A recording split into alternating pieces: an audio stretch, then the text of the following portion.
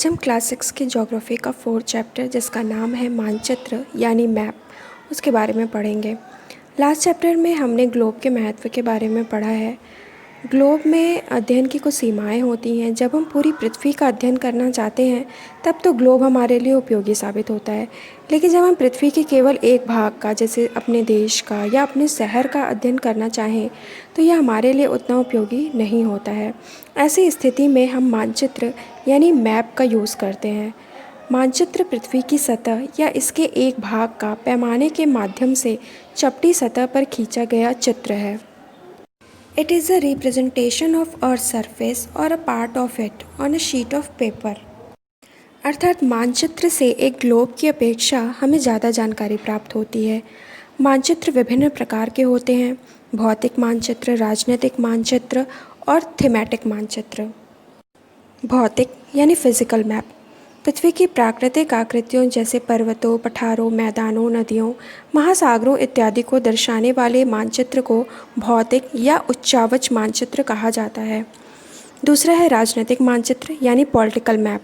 राज्यों, नगरों, शहरों तथा गांवों और विश्व के विभिन्न देशों व राज्यों तथा उनकी सीमाओं को दर्शाने वाले मानचित्र को हम राजनीतिक मानचित्र कहते हैं। और तीसरा है थीमेटिक मानचित्र। कुछ मानचित्र जो मैप होते हैं उनसे हमें कुछ स्पेशल इन्फॉर्मेशन प्राप्त होता है, जैसे सड़क मानचित्र, वर्षा मानचित्र, वन तथा उद्योगों आदि के वितरण दर्शाने वाले मानचित्र इत्यादि। इस प्रकार के मानचित्र को थीमेटिक मानचित्र कहा जाता है। अतः अगर इन्हें हम समझें तो भौतिक मानचित्र में हमें यह पता चलता है कि किसी स्थान विशेष में कितनी ऊंची पर्वतें हैं, कहाँ पठार, कहाँ मैदान तथा नदियाँ हैं। इसी प्रकार राजनीतिक मानचित्र में हमें किसी राज्य विशेष का अध्ययन करते हैं कि कहाँ तक उसकी सीमाएं हैं, उसकी सीमाओं से कौन कौन से अन्य देश लगते हैं। अगर थीमेटिक मानचित्र से हम किसी विशेष जानकारी को प्राप्त करते हैं, जैसे सड़क मानचित्र, वर्षा मानचित्र, वन तथा उद्योग आदि। उद्योगों में हम यह देख सकते हैं कि किसी स्थान विशेष में किस प्रकार के उद्योग ज़्यादा हैं, कितना वहाँ वन है, वर्षा कितनी होती है, कितना सूखा पड़ता है आदि बहुत ही अच्छे से स्पष्ट होते हैं। अतः मानचित्र के 3 घटक होते हैं: दूरी डिस्टेंस, दिशा डायरेक्शन और सिंबल प्रतीक। दूरी मानचित्र एक आरेखण होता है जो कि पूरे विश्व या इसके एक भाग को छोटे कागज के एक पन्ने पर दर्शाता है। या यह कह सकते हैं कि मानचित्र छोटे पैमाने पर खींचे जाते हैं, लेकिन इसे इतनी सावधानी से छोटा किया जाता है ताकि स्थानों के बीच की दूरी वास्तविक रहे। यह तभी संभव हो सकता है जब कागज पर एक छोटी दूरी स्थल की बड़ी दूरी को व्यक्त करती हो। इसलिए इस उद्देश्य के लिए एक पैमाना चुना जाता है। पैमाना स्थल पर वास्तविक दूरी तथा मानचित्र पर दिखाई गई दूरी के बीच का अनुपात होता है। उदाहरण के लिए आपके स्कूल और आपके घर के बीच की दूरी 10 किलोमीटर है, जिसे मानचित्र पर 2 सेंटीमीटर की दूरी से व्यक्त किया गया है। इसका अभिप्राय है कि मानचित्र का 1 सेंटीमीटर स्थल के 5 किलोमीटर को दर्शाएगा। आपके रेखाचित्र का पैमाना होगा 1 सेंटीमीटर बराबर 5 किलोमीटर। इस प्रकार पैमाना किसी भी मानचित्र के लिए बहुत महत्वपूर्ण होता है। अगर आपको पैमाने की जानकारी है तो आप मानचित्र पर दिए गए किसी भी 2 स्थानों के बीच की दूरी का पता लगा सकते हैं। जब बड़े क्षेत्रफल वाले भागों जैसे महाद्वीपों या देशों को हम कागज़ पर दिखाते हैं तब हम लोग छोटे पैमाने का उपयोग करते हैं। उदाहरण के लिए मानचित्र पर 5 सेंटीमीटर स्थल के 500 किलोमीटर को दर्शाता है। इसको हम छोटे पैमाने वाला मानचित्र कहते हैं। लेकिन जब एक छोटे क्षेत्रफल वाले भाग जैसे आपके गांव या शहर को कागज़ पर दिखाना होता है तब हम बड़े पैमाने का उपयोग करते हैं। जैसे स्थल पर 500 मीटर की दूरी को मानचित्र पर 5 सेंटीमीटर से दर्शाया जाता है। इस प्रकार के मानचित्र को बड़े पैमाने वाला मानचित्र कहते हैं। बड़े पैमाने वाले मानचित्र छोटे पैमाने वाले मानचित्र की अपेक्षा अधिक जानकारी प्रदान करते हैं। मानचित्र का दूसरा घटक है दिशा। मानचित्र में ऊपर उत्तर तथा नीचे दक्षिण होता है। अधिकतर मानचित्रों में ऊपर दाहिनी तरफ तीर का निशान बना होता है जिसके ऊपर अक्षर U लिखा होता है। यह तीर का निशान उत्तर दिशा को दर्शाता है।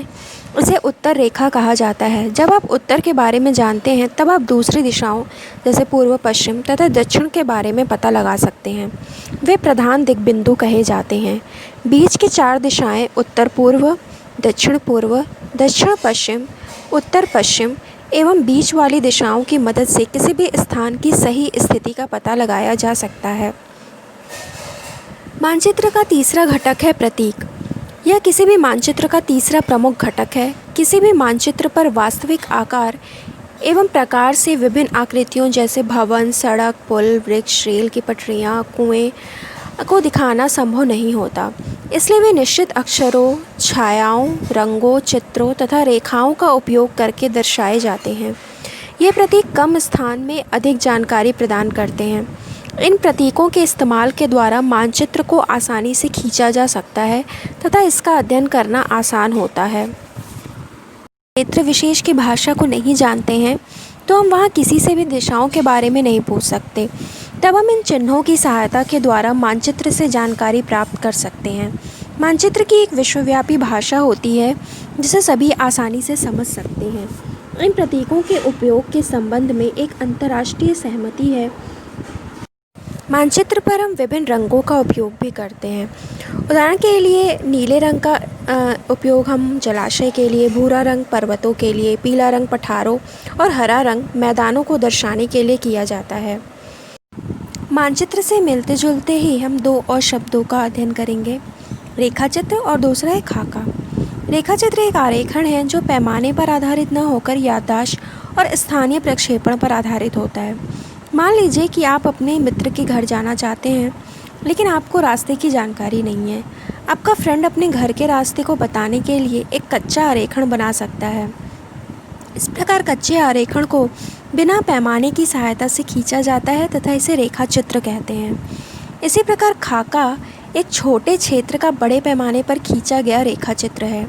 एक बड़े पैमाने वाले मानचित्र से हमें बहुत सी जानकारियाँ प्राप्त होती हैं, लेकिन कुछ ऐसी चीज़ें हैं जिन्हें हम कभी कभी जानना चाहते हैं, जैसे किसी कमरे की लंबाई एवं चौड़ाई, जिसे मानचित्र में नहीं दिखाया जा सकता।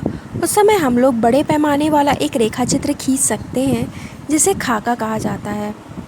मानचित्र का चैप्टर यहीं ख़त्म होता है। अब हम कुछ मल्टीपल चॉइस क्वेश्चन आंसर देखेंगे। पहला क्वेश्चन है, वृक्षों के वितरण को दिखाने वाले मानचित्र हैं थीमेटिक मानचित्र। नीले रंग का इस्तेमाल किसे दिखाने में किया जाता है? जलाशयों। दिक्सूचक का उपयोग किया जाता है मुख्य दिशा का पता लगाने के लिए। पैमाना आवश्यक है मानचित्र के लिए। फ्रेंड्स, यही हमारा ये चैप्टर ख़त्म होता है। मिलेंगे हम नेक्स्ट चैप्टर में, तब तक के लिए बाय बाय।